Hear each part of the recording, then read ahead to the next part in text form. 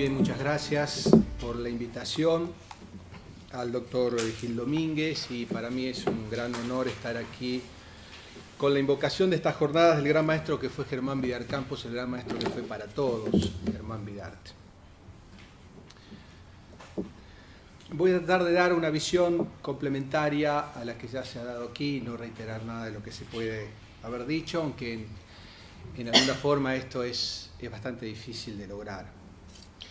No me voy a hacer cargo de expresiones tales como matriz neoliberal, porque me gustaría hablar con cada uno de los que hablan de matriz neoliberal, qué entienden por ello, salvo que yo lo tome como un argumento de autoridad y me haga cargo, y para eso tendría que estar frente a, no sé, a Lenin, por ejemplo, y entonces yo sí tomaría un argumento de autoridad y diría, si Lenin dice que esto es una matriz neoliberal, es muy probable que así lo sea.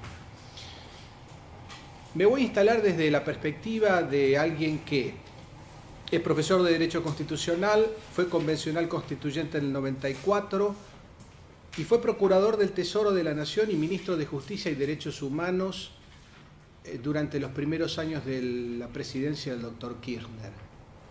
Y desde el punto de vista político, quiero decir que para mí los 3 primeros años de la presidencia de Kirchner y los primeros años de la presidencia de Alfonsín fueron los mejores desde 1983 hasta la fecha, y que muy probablemente se haya trabajado en esa época con un entusiasmo, con una mística que a través del tiempo es muy difícil de mantener en la actividad política.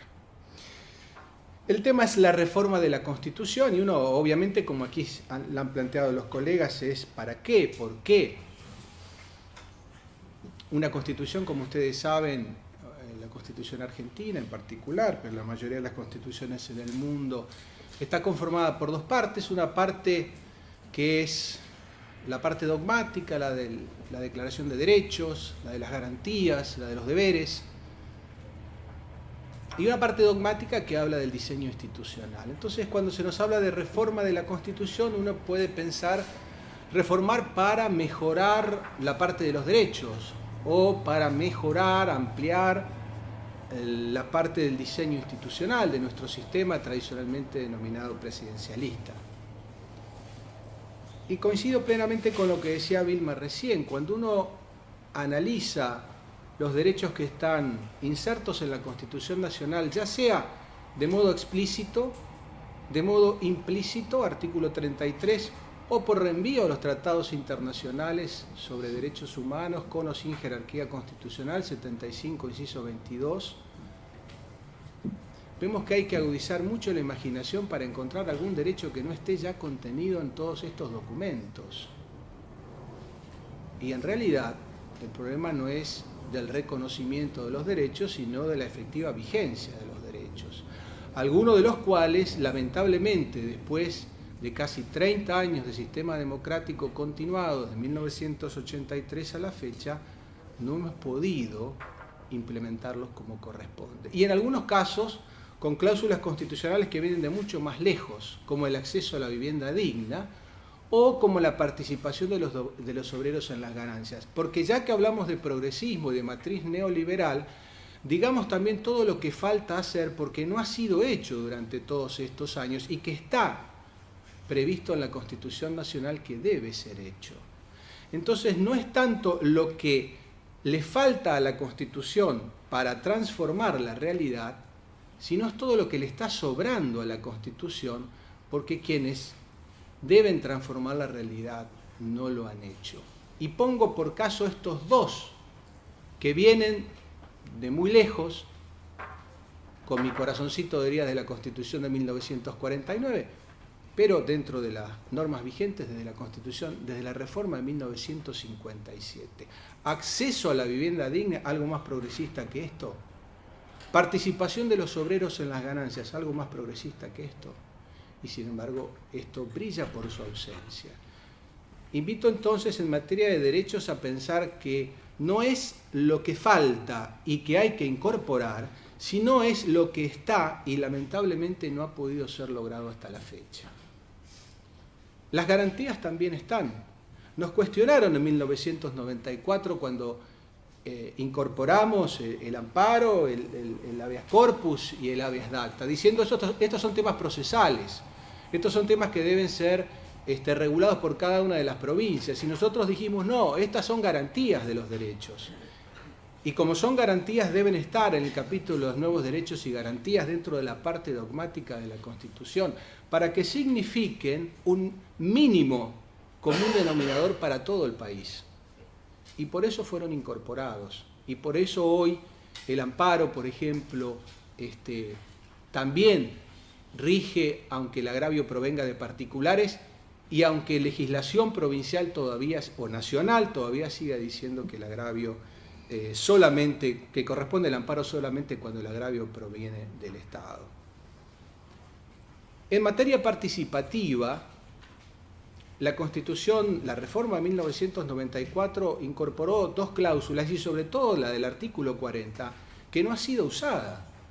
La participación por consulta popular del pueblo. Consulta que puede realizar el Poder Legislativo y el Poder Ejecutivo. Ahí vemos otro caso más donde el mecanismo está, pero en la práctica política no se ha realizado, no se ha concretado. ¿Por qué no se ha consultado más al pueblo? Queremos algo más progresista que la consulta al pueblo previo a la toma de decisiones importantes en nuestra comunidad. Este es un mecanismo que está invicto y viene desde 1994. Y yo creo que es suficientemente progresista. Citaba Vilma también en materia de igualdad. Las discriminaciones inversas que permiten dar un plus de derechos a los sectores más desprotegidos. O reivindicaciones históricas a aquellos que tradicionalmente han estado en situación de desventaja, a los pueblos originarios. La participación obligatoria y tasada de las mujeres en la actividad política. Artículo 36, 75, inciso 17 para los pueblos originarios, 75, inciso 19 para procurar remediar la disparidad regional, 75, inciso 23 para los ancianos, los menores, los discapacitados, las mujeres en situación de abandono. Falta mucho por hacer, pero no es porque las cláusulas no estén en la Constitución, todo lo contrario, sobra texto y falta acción. No es al revés, no es que falte el texto. Desde esta perspectiva uno podría sacar la conclusión, me parece razonable, que en la primera parte de la Constitución no hay nada para tocar. Que si uno complementa los primeros 43 artículos con algunos de los relativos al diseño institucional, fundamentalmente el 75, inciso 22, tenemos una gama de derechos, de garantías y de garantías de participación que son más que suficientes y que lamentablemente no han sido implementadas como se pensó en 1994. La relación del Estado y del mercado, con todos los ejemplos que aquí se han dado y tantos otros que podríamos dar, que supone desde una matriz progresista la intervención del Estado en la economía, está absolutamente cubierta por el texto constitucional luego de la reforma del 94. La productividad con justicia social, la defensa del valor de la moneda, la defensa de la producción nacional, están insertas en el inciso 19 del artículo 75. Y esto es lo que efectivamente ha permitido que se tomen decisiones de rango legislativo. Algunos estarán de acuerdo, otros no estarán de acuerdo, pero que suponen una intervención del Estado en la economía. Todo el contexto ideológico que se incorpora en 1994 supone la regla de la intervención del Estado en el mercado, supone la percepción de que el mercado siempre va a funcionar en algún punto de modo inequitativo. No es solamente la receta keynesiana que se plantea frente a un problema específico y concreto una modalidad económica de corrección. Aquí hay un contexto político de corrección sistemática del mercado en la convicción de que es el Estado quien debe realizar esta actividad. Y esto es lo que ha permitido sancionar la legislación de la que aquí se ha citado. De modo que los derechos, las garantías, la relación entre la sociedad y el Estado y fundamentalmente entre el Estado y el mercado, permiten albergar la tesis más progresista de aquellas que se puedan señalar o imaginar en el marco de un sistema capitalista. Vamos al diseño institucional. El diseño institucional del que se habla también para propiciar una reforma constitucional está pasado de moda, debe ser reformulado. El debate sobre el parlamentarismo y el presidencialismo es un debate nuevo, actual en la Argentina. Puede ser actual, pero nuevo no es. Porque previo a 1994 se habló mucho de este tema. Y en 1994 se trató en profundidad en la Convención Constituyente. Es cierto que había dos posiciones diferentes, y Alberto, que ha sido convencional, no me dejará faltar a la verdad en este punto. Es cierto que el radicalismo tenía una percepción de la atenuación del presidencialismo muy diferente que la que tenía el justicialismo. Que la atenuación del presidencialismo suponía, para Alfonsín predominantemente, una transferencia de poder desde el Ejecutivo hacia el Congreso de la Nación. De modo que ese jefe de gabinete era más parecido a un primer ministro que a un ministro coordinador, a un primer ministro del estilo de los regímenes parlamentarios. Una especie de figura a mitad de camino entre el Ejecutivo y el Legislativo, una transferencia horizontal de poder desde un sector hacia otro. Y el justicialismo tenía otra idea que finalmente es la que prevaleció, que la atenuación del presidencialismo debe darse en sentido vertical, como atenuación de la actividad del presidente, de modo tal que ese jefe de gabinete fuera un ministro coordinador, que permitiera que el presidente de la Nación tuviera la posibilidad de dedicarse y de concentrarse a la dirección política del país. Esto se debatió. Después, en un sistema democrático rige el principio de la mayoría, no hay otro principio que rija, sobre todo cuando debe decidirse blanco o negro. Y esto quedó dirimido hace menos de 20 años. Se puede volver a discutir. Pero si el motivo por el cual se pretende discutir nuevamente el parlamentarismo en la Argentina es para atenuar la jefatura de Estado, la figura del presidente de la Nación, guarda con que no caigamos en la trampa de que un jefe de gabinete dure más en el cargo, mucho más en el cargo que un presidente reelecto. Y no lo digo por lo que pueda pasar en la Argentina, lo digo por lo que pasó y pasa en España, por lo que pasó y pasa en Inglaterra, por lo que pasó y pasa en Francia o en Alemania, donde los jefes de gobierno suelen durar 10, 11, 12, 13 y 15 años también. Entonces, que no se nos diga que es bajo el ropaje del parlamentarismo como se pretende atenuar el presidencialismo en la Argentina. Este debate, insisto, fue dado y con mucha profundidad. Y yo con toda humildad recomiendo que se lean los diarios de sesiones de la Convención Constituyente del 94 para ver la riqueza de los fundamentos ahí incorporados en torno a este tema, que no es un tema para tratarlo a la ligera, que se puede, por supuesto, volver a rediscutir en cualquier momento, pero que debe hacerse mérito por lo menos de lo que hace menos de 18 años la totalidad de los partidos políticos asumió y finalmente votó.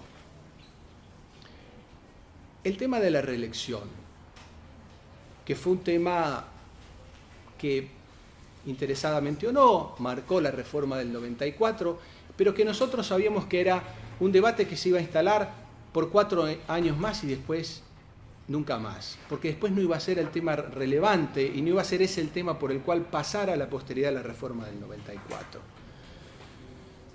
Yo creo que la convención, que los convencionales del 94, que como ustedes saben teníamos un núcleo de coincidencias básicas, que expresaba un núcleo de consenso previo por parte de distintos sectores políticos, creo que nos quedamos cortos en eso.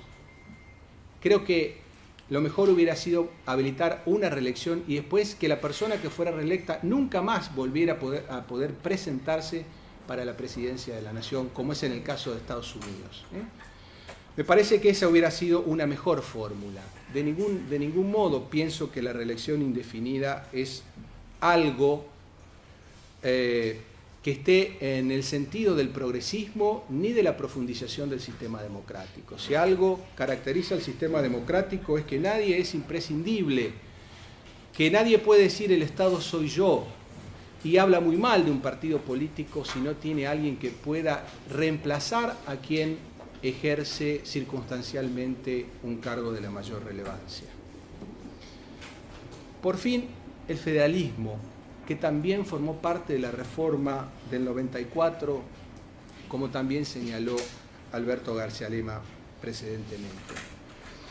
La reforma del 94 procuró establecer nuevos criterios de descentralización política, dándole facultades a las provincias que antes no tenían o que le estaban fuertemente discutidas, como el hecho de la celebración de convenios interjurisdiccionales e internacionales, con la posibilidad de la creación de un nuevo sujeto jurídico del federalismo como es la región, con la posibilidad de una nueva ley de coparticipación, que cuando yo leo se dice, bueno, pero es una trampa porque en realidad es una ecuación de suma cero, porque lo que pierde una provincia, para que gane una provincia tiene que perder otra.